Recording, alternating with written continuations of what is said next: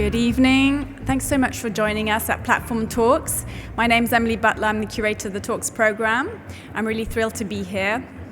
Before we start, I wanted to acknowledge that Platform Talks takes place on the traditional territory of many nations, including the Mississaugas of the Credit, the Anishinaabe, the Chippewa, the Haudenosaunee, and the Wendat, and it is now the home to many First Nations, including Inuit and Métis peoples.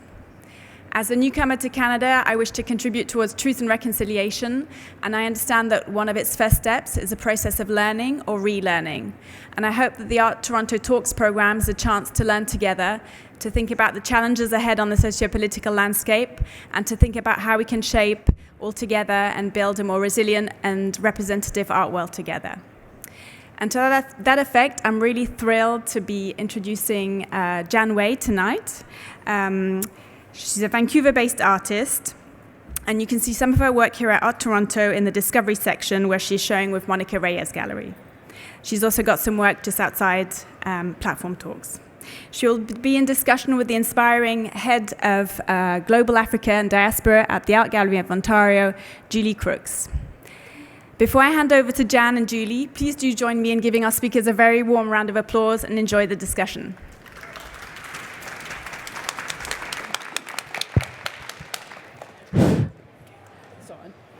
So thank you all for joining us. It is really a pleasure and, dare I say, an honor to speak with you, Jan, this afternoon or this evening.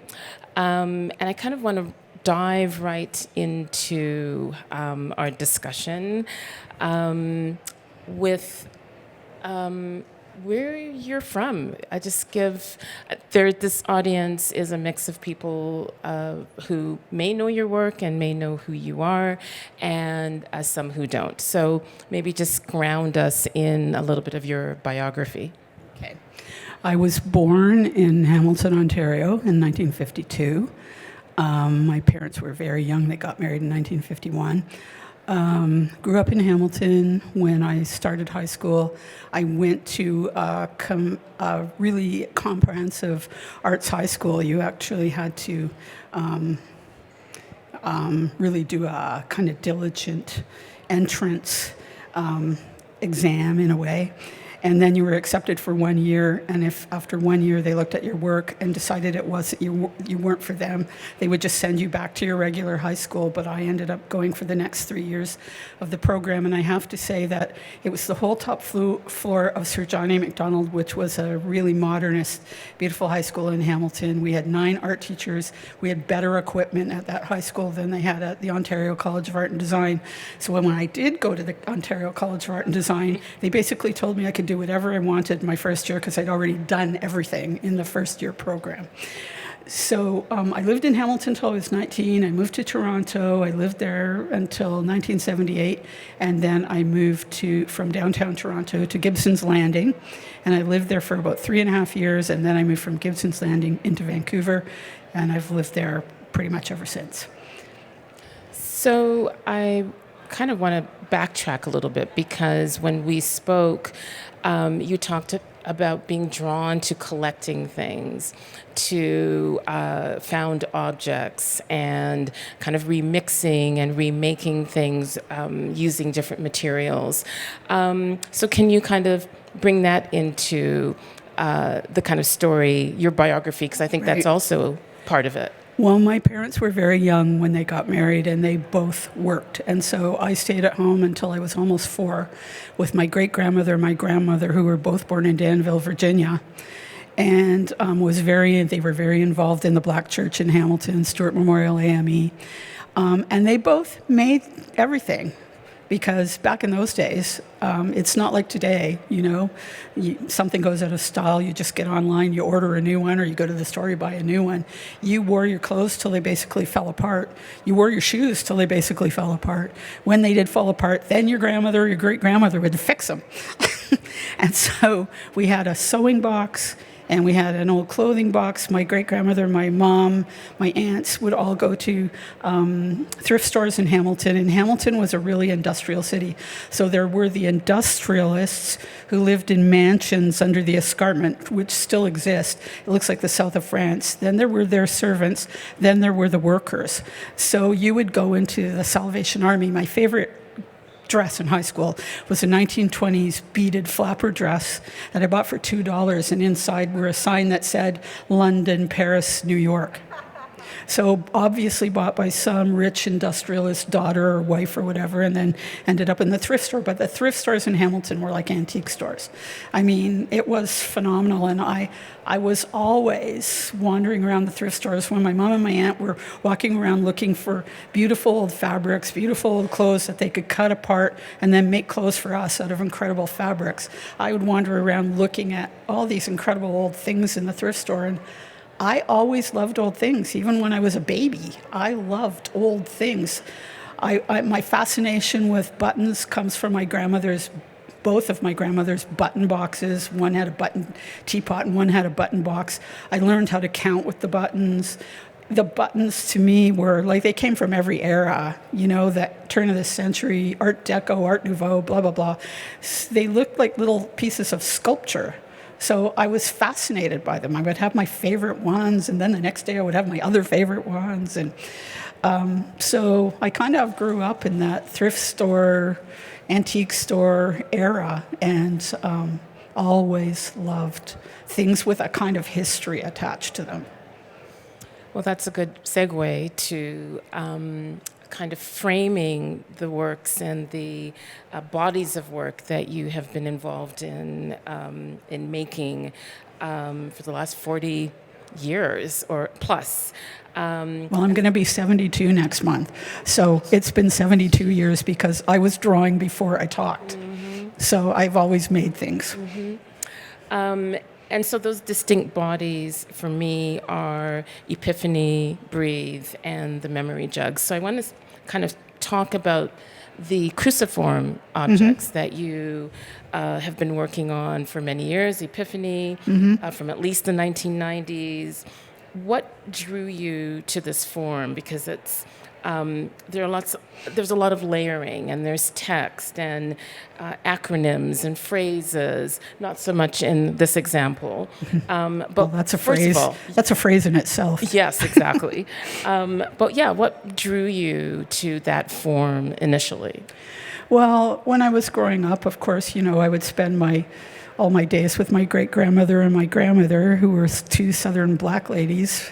And, back in those days at the Stewart Memorial AME, and most black churches were not just churches. They were social centers. People learned how to write and draw and make clothing and make quilts and whatever. There, lots of social stuff happened in the church because it was literally, back in those days, it was the only piece of real estate that a community of black people owned.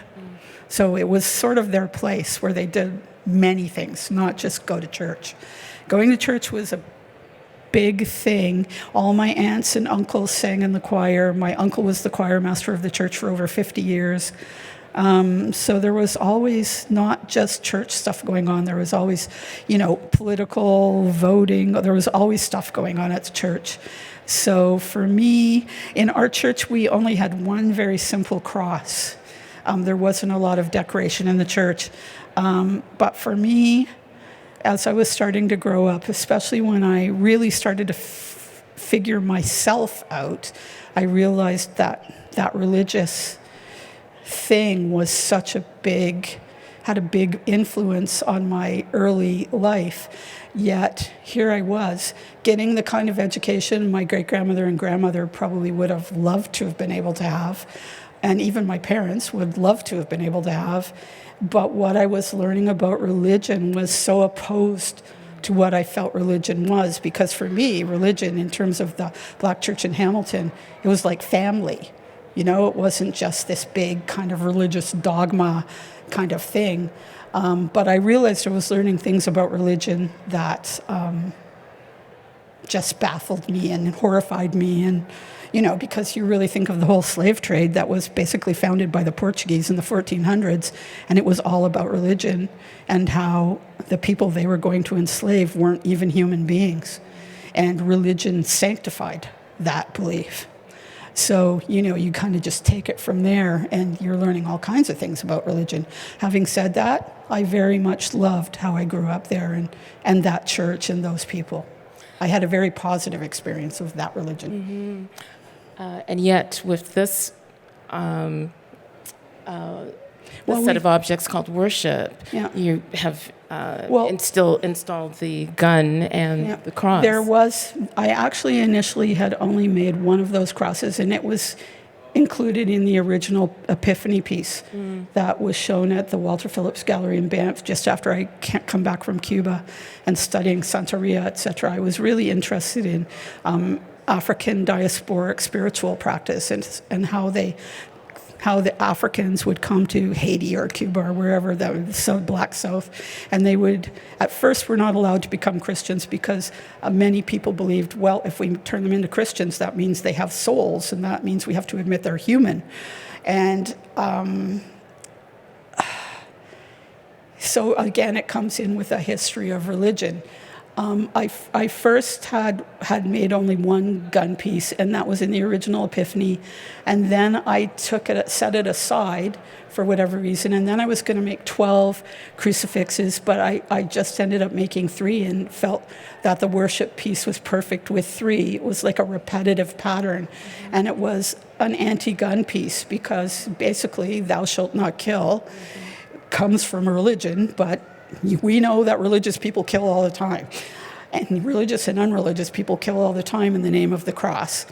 So it became a piece on its own. And the thing about the Epiphany piece, when you see a picture of it, I think the original Epiphany piece that went to the first International Art Biennale in Johannesburg was 120 crucifixes. But in my way of thinking, it was always going to be changing. The only crucifix that was ever going to be the same was the middle crucifix with the skull, which is called the Master of the Crossroads, and the Master of the Crossroads is death, you know, which is someplace we're all going to, whether we deny it or not. We don't know if it's going to be a happy trip or not so happy, but... and all the other crucifixes were amenable to being changed. So in my way of thinking, Epiphany was never going to just stop and be one form. And now the whole thing has been bought by the National Gallery of Canada. So I suppose that version of Epiphany is going to just have its end static form.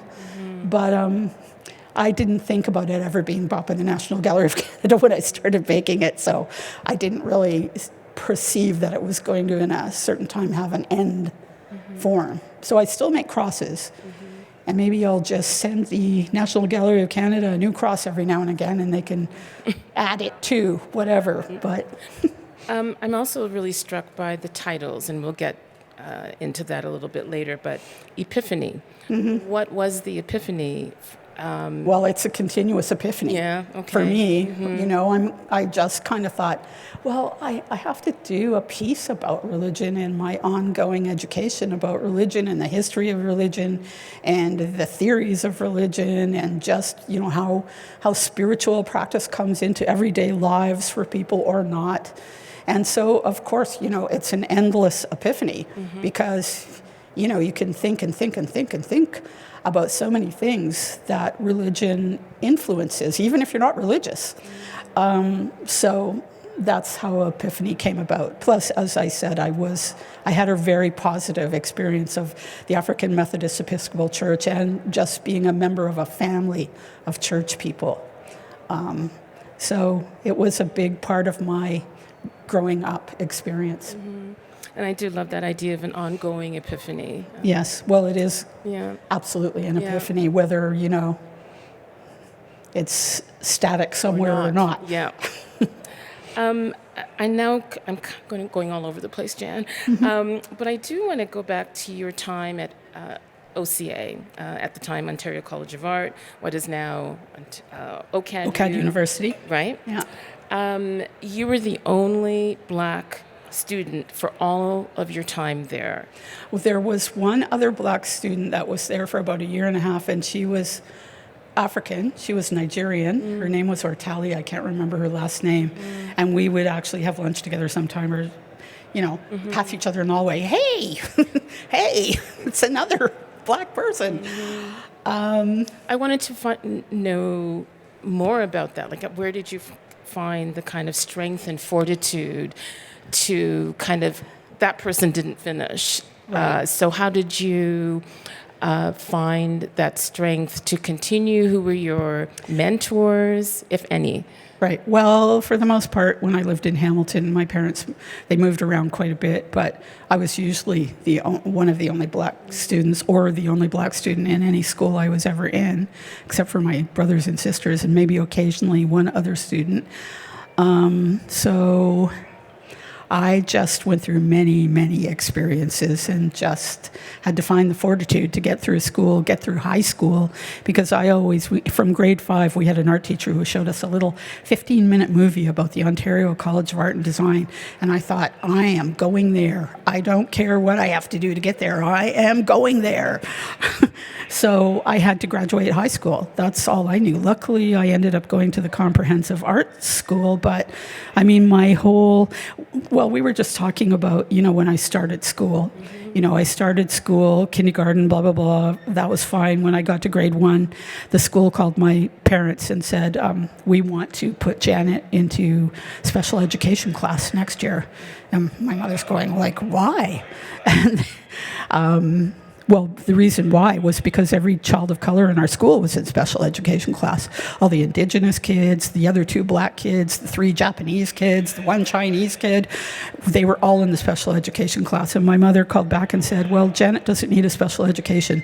She just needs an education, which was interesting. The kids in the special education didn't even go to recess at the same part of the school at the same time as the other kids.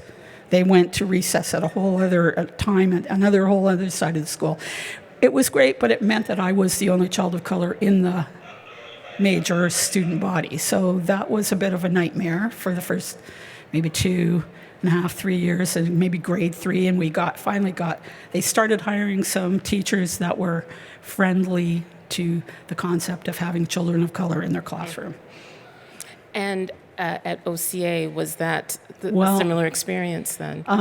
When I went to the comprehensive high school at Sir John A. Macdonald, sad choice of names, but Sir John A. Macdonald High School in Hamilton, it was a great school, however. There were a few other kids of color in the program, but by this time I was used to being almost the only person or child of color in any given classroom. So I'd found a way to navigate that and knew I was going to the Ontario College of Art and Design. And when I went to the Ontario College of Art and Design, I was, except for Ortali that year and a half, the only Black student at the Ontario College of Art. And also, too, just as important, one of the only female students. And we were talking about the height of the sexual revolution and all that crazy stuff that happened in the 60s and 70s. So for me, the thing that was really uncomfortable is having my teachers coming on to me, or having everybody coming on to me. I was like about 18 or 19. I finally went to my advisor, who is a wonderful woman named Lily Maley, and I just said, I might have to quit school because I can't handle this. Aren't they supposed to be teaching me, not trying to date me? Yes, so it was like that. And nobody, just like with racism, nobody really said anything about it. It was just a sort of accepted sort of misogyny that was just there. And so she said, okay, listen, give me a couple weeks. I'm going to talk to the board of the school, blah, blah, blah, and we'll see what we can do. So basically, they just decided that I could go to any class I felt comfortable going to. And I had to have 3 tutorials a year, and if I passed them, I passed. So pretty much, I mean, there were a couple of gay male teachers in the school I felt really comfortable with. And the head librarian, Diana, who I really liked, she hired me to work in the library, which is why a lot of ex-OCAD students recognize me, because I worked in the library, which was a wonderful thing because I got the key to the back secret library room, which was all the research books, and that was where I really started reading books about Africa and African art, indigenous art, different art forms around the world. And it was also a wonderful thing because it sort of forced me to really diligently work on my own and figure out what I was doing. I did have friends in the student body, blah, blah, blah, blah, blah. But by the time I graduated, I was making textile pieces, and I made an embroidery piece, which my boyfriend, who worked at the Ontario Arts Council, snuck out of the house and entered into a competition. That was a province-wide competition, and if you were one of the first prize, second prize, third prize, if you were one of those people, you got your piece accepted into a show that opened at the Art Gallery of London, Ontario. It was called In Praise of Hands, something like that. So I was, I think, the second prize, so my piece was accepted. So I had I was in an actual exhibition before I graduated from OCAD. And then I got picked as one of 10 craftspeople from Ontario to go to the 76 Olympics. So that was also pretty interesting, but really, I mean, I think it was because I was really forced to work on my own so much that I became so diligent and so...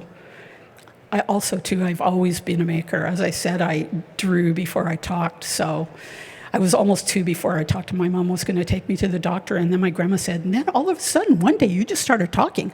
No baby talk, no nothing. You just started to talk. And so, I think that's kind of how I am. I watch, I look, I observe, I research, and then I go to it.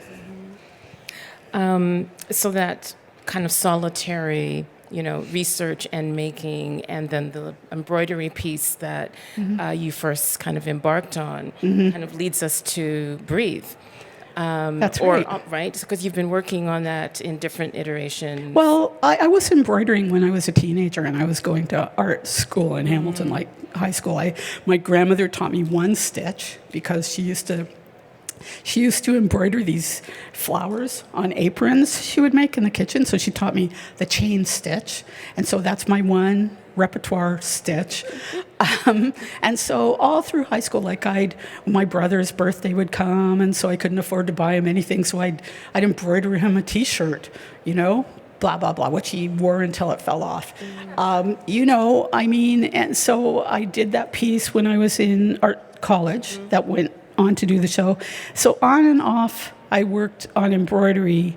But then when I lived in Vancouver, I think I got my first Canada Council grant, and I went to this great store we have that's just about to close. I'm just about weeping, called Dress Sew, and they have everything in there. And what they did have in there was this massive amounts of embroidery thread at the time, and they were 10 cents a skein, which to me, I'm going, it's like being a goldsmith, and they're selling gold for 10 cents a pound.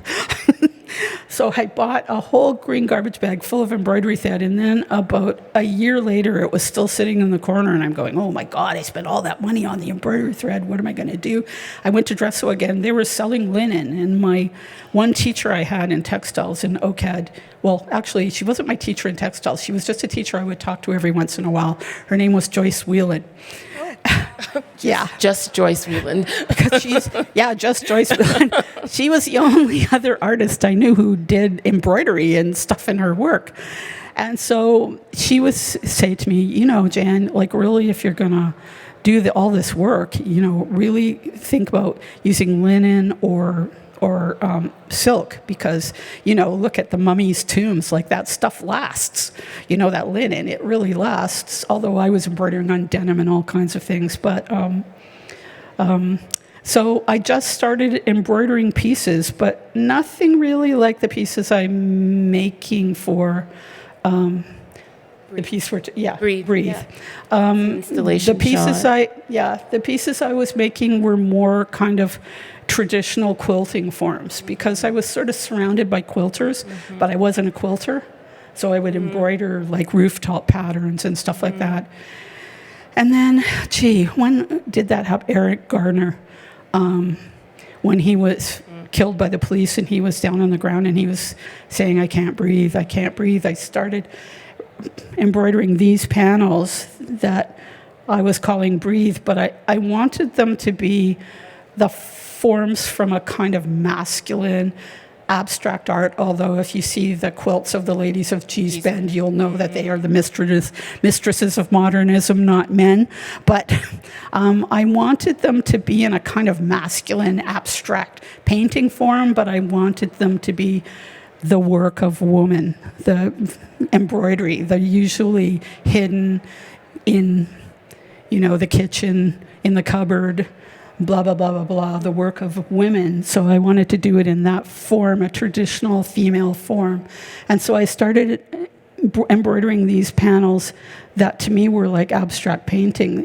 But I wanted them, I knew I was going to try to put several panels together. I didn't know it was going to be a room at first, but several panels together, and I wanted the form to move. I wanted the pattern to move.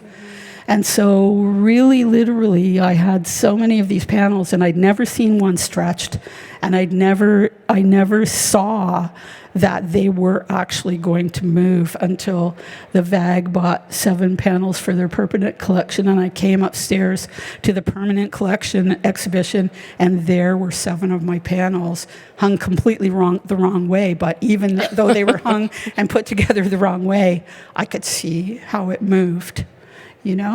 So you continue to make.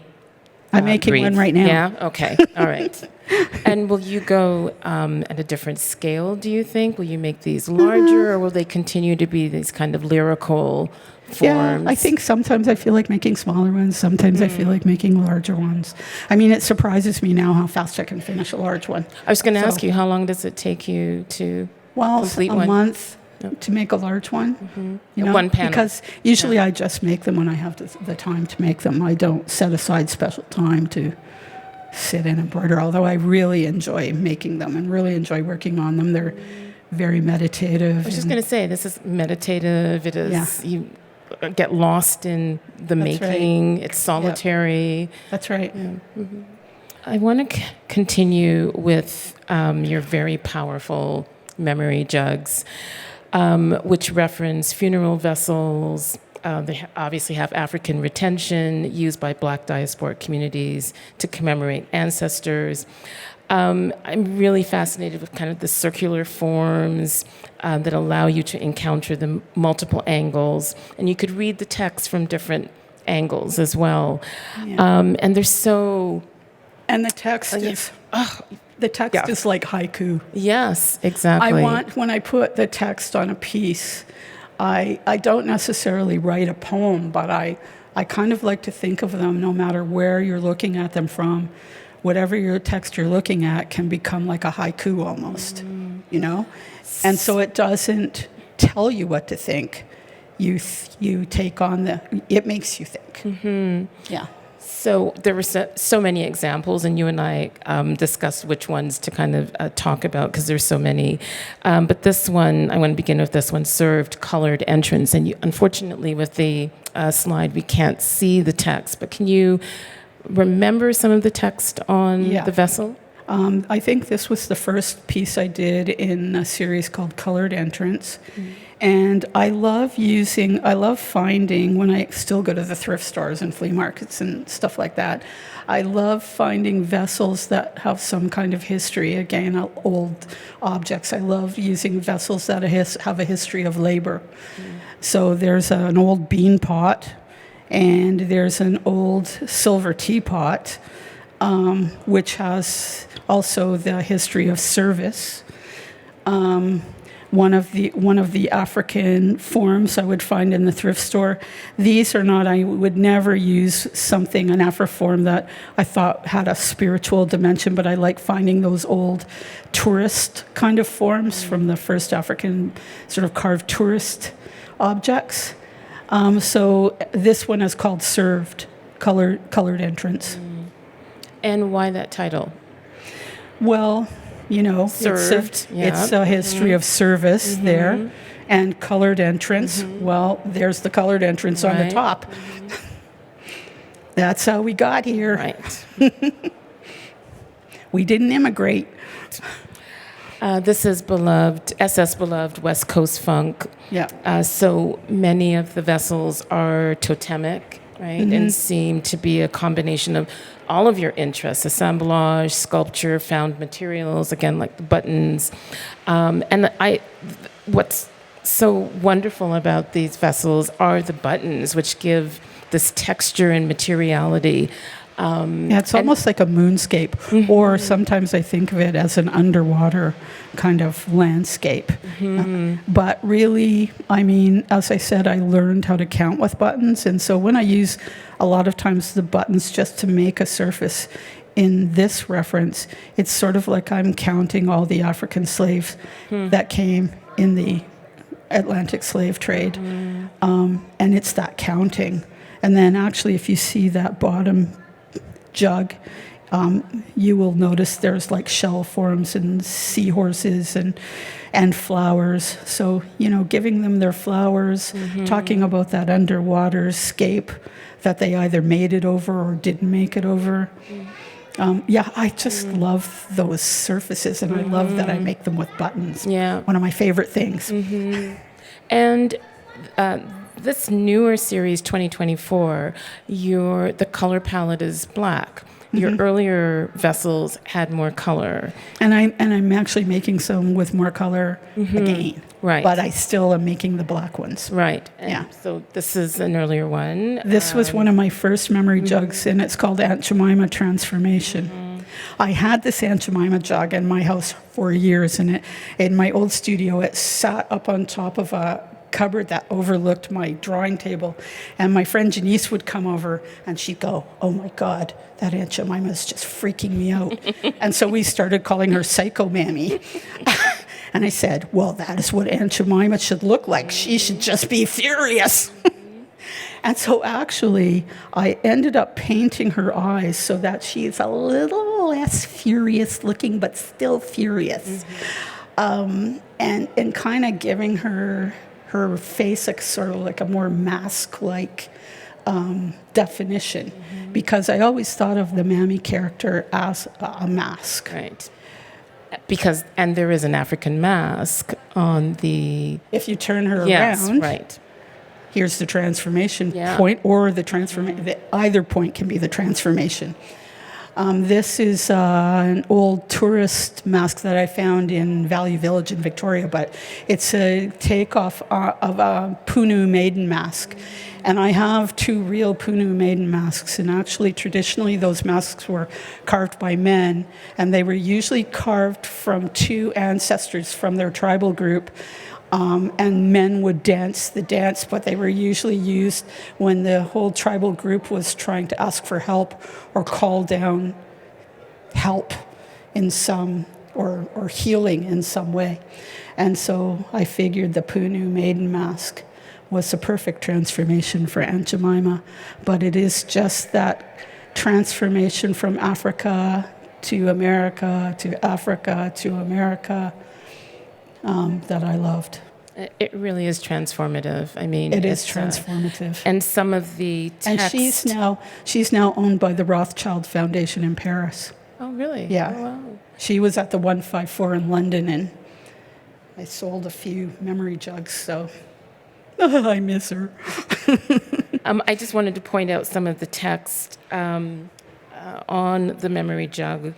Freedom, the transformation of Aunt Jemima, shout out. And on the other side, Holy Ghost, can I get a witness, Mama? Well, Mama is what we called my great-grandmother. Right. Okay. My great-grandmother. So was this kind of an homage? Well, yes. Yeah. Mm-hmm. I mean, she was the big cheese, the healer of the family, and a very powerful presence in my life. Mm-hmm. I mean, she would take me up for my naps in the afternoon, and she would tell me stories from the Bible, but also she would tell me other stories, which I now really realize were meant to kind of help me in my journeys in the future. So Mama is what we called my great-grandmother. A lot of the other phrases I use, well, are from early church days. I grew up listening to jazz and rock, and mostly jazz and the blues. I remember being able to sing a whole Muddy Waters song through when I was about 3. And just phraseology. Well, I grew up with 2 black ladies from the South, and I would spend time with my aunt and uncle in Detroit sometimes. I remember I was supposed to go for 2 weeks, and 6 weeks later, my parents had to come and get me. And my mom was the first white person I saw in 6 weeks, because they lived in Detroit in, a black neighborhood. But when I came back, I was speaking in a totally Detroitese Southern black accent and saying to my mom, "Mama, can I have a fork? Aunt Sissy let me use a fork." And my mom would be going, "What are you talking about, child?" Right. But it was also, those experiences were wonderful experiences. Because really I was acclimatized into a white world, and I had to exist in that white world, but most black people do have to acclimatize to that world. And I lived in sometimes a totally black world. The thing it taught me is that people are not much different. They just maybe sound a bit different, blah, blah, blah, blah, blah. Maybe they have some different customs, but people are people.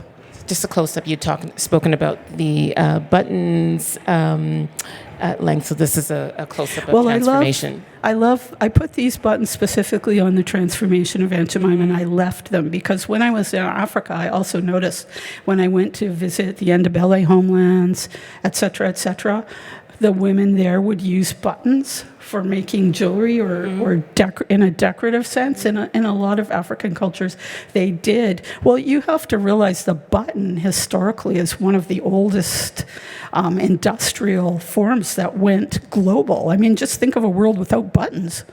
It's pretty wild. So everybody got into the buttons. And of course, now, at a certain point, people use buttons for all kinds of decorative purposes.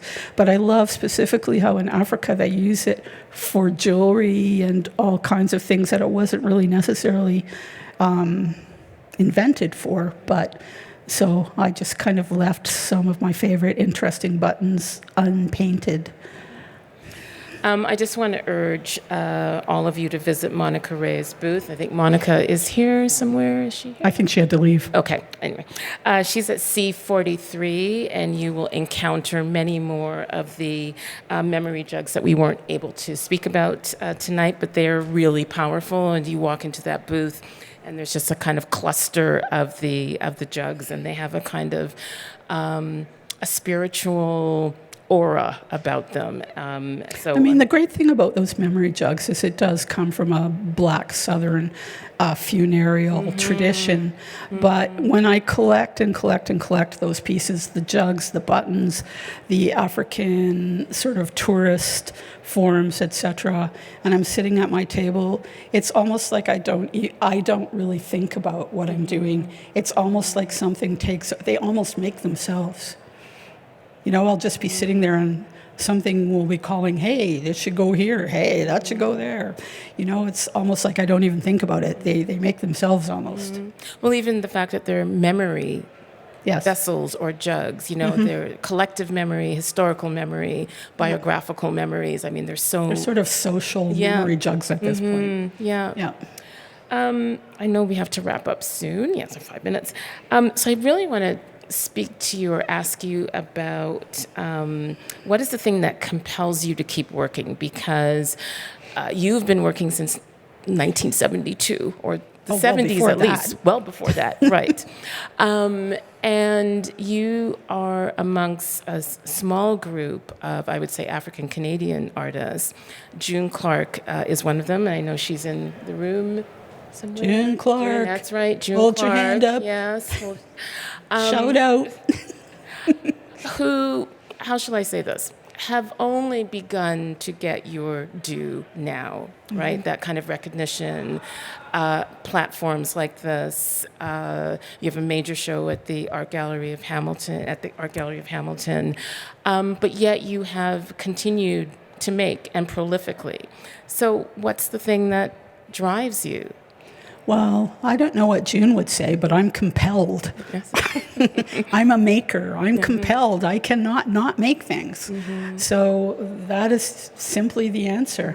I'm a maker. It isn't for the fame. It isn't for the... Oh, well, believe me, I've gone a long time making without ever thinking that I was ever going to be famous. Yeah. Or, I mean, that's something you really just can't even think about. That's a sort of superfluous, hey, if it happens, well, now I'm kind of going, wow, gee, look at what's happening. But really, it's not something I've ever really specifically thought about or... No. I mean, I'm sort of happy now that all of the things that are happening to me right now didn't happen when I was younger because I don't think I was ready. Yeah. I don't really think I knew myself. I don't think I really understood the world in many ways, and I don't think I was ready. I think it just would have been maybe, not so great, perhaps, but... And you have said, when we were talking earlier this week, that it takes a long time to kind of discover who you are and the language of your work. It does. Yeah. It takes a long time sometimes. Yeah. I mean, sometimes when you're younger, you can do things that are kind of a version of what you may do in the future, but as I said, you don't know yourself, you don't know the world, you don't understand people so well. There's lots of things you just don't understand. You're kind of blowing in the wind. Now I really have a purpose. I understand myself so much better. I'm still exploring things and still learning things about myself. I think you do that until you die. If you're lucky. I'm always into learning. I always think there are so many things to learn. I will probably never be able to learn all the things I would love to learn. Well, June, I called you June. Sorry, June. Get up here. It has been such a pleasure. I'm going to open it up. I'm sure there's a lot of questions that folks in the audience want to ask you. Anyone? Oh, we have a question. We have a question asker back there. Okay. Yeah, I'm curious. Am I coming through? Yep. Yeah. Okay. I'm curious about your use of Indigenous First Nations work. And I mean, I'm lucky enough to have a memory jug, and it's got a totem on the top. And a friend of mine referred to it as appropriation art. And I live on Indigenous... I'm curious about that whole phenomenon. Okay, I live on Indigenous land, so that's an acknowledgement. I went to Valley Village one day. I found 40 of those unpainted totem pole forms, and actually I was originally going to send them to an artist friend, an Indigenous artist friend, Sunny Asu, but just was in the middle of moving, blah, blah, blah, blah, blah, so didn't get a chance to send them to Sunny, thank goodness. And for me, it's just more of an acknowledgement of the land I am on. So, there you have it. I'm not trying to appropriate their spiritual practice or appropriate their art or visual practice. I'm just acknowledging the land I am living on.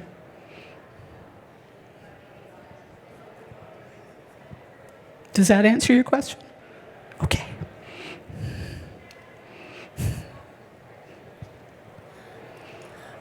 Sorry, I have to breathe because I was going to comment on that question, but I won't.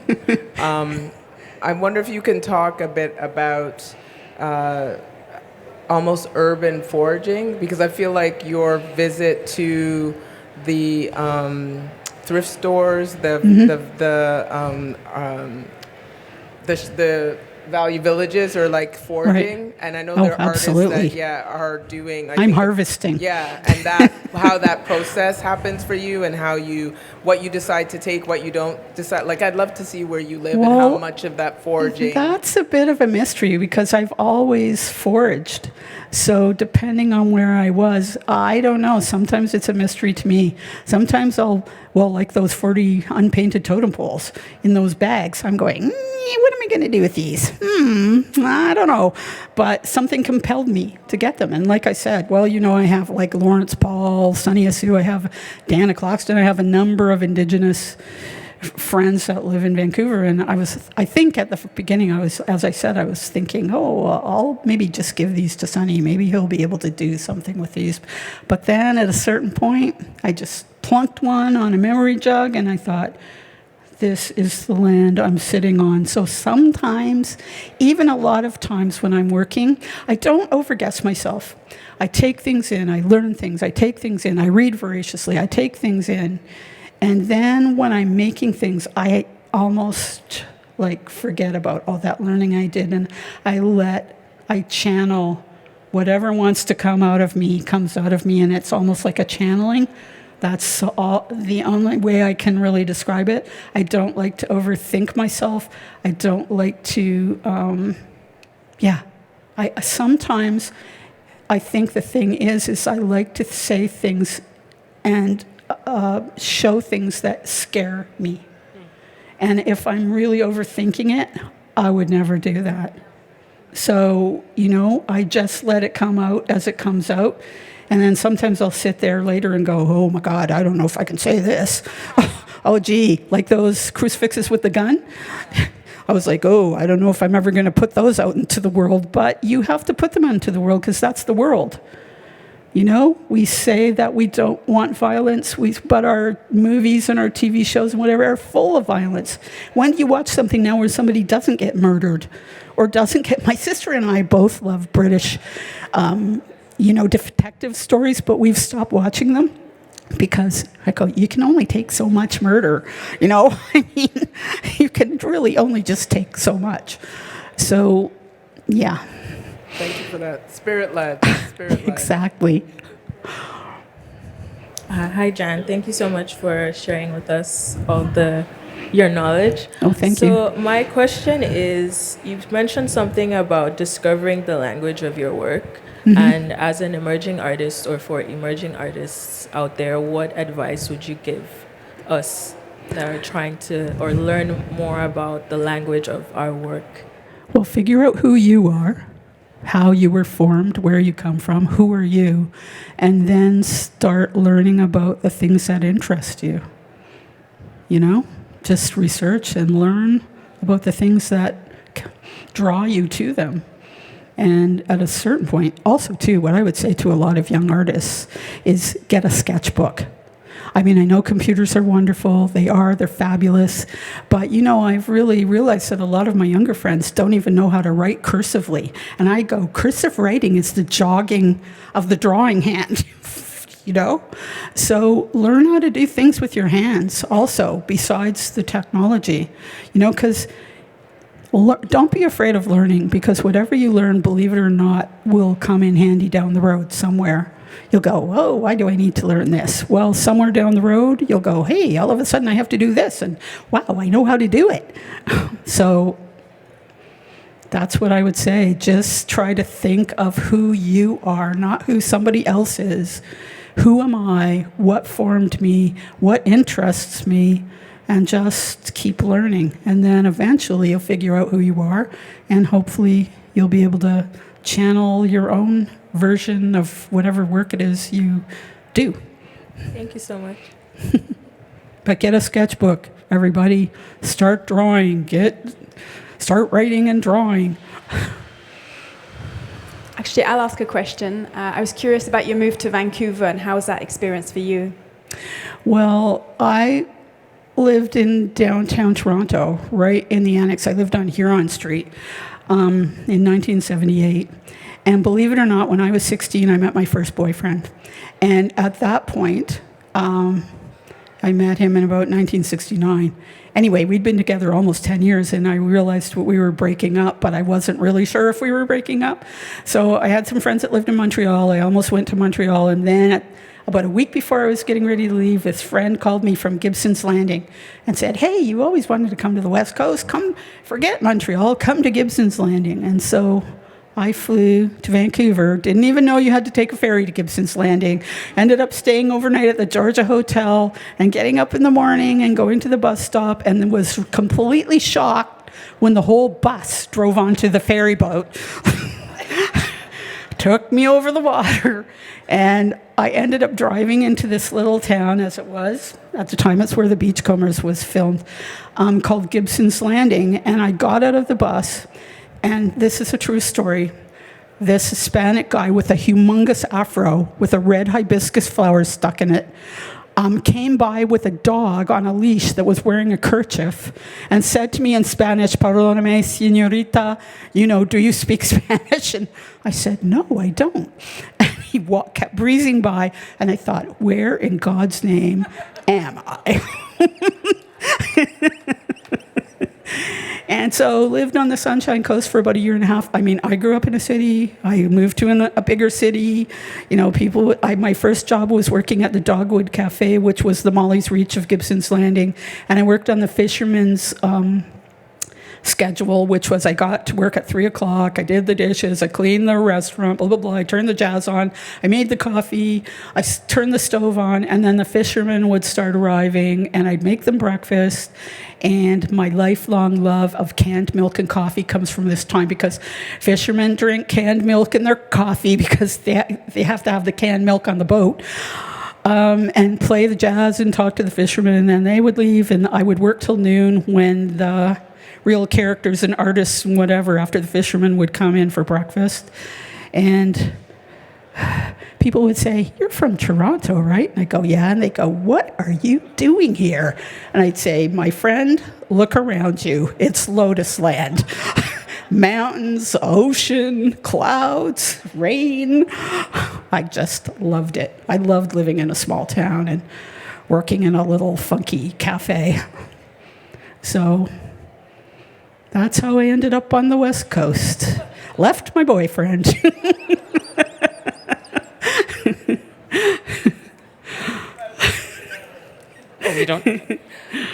Can we just give a hand to Jan? This is amazing. Thank you so much.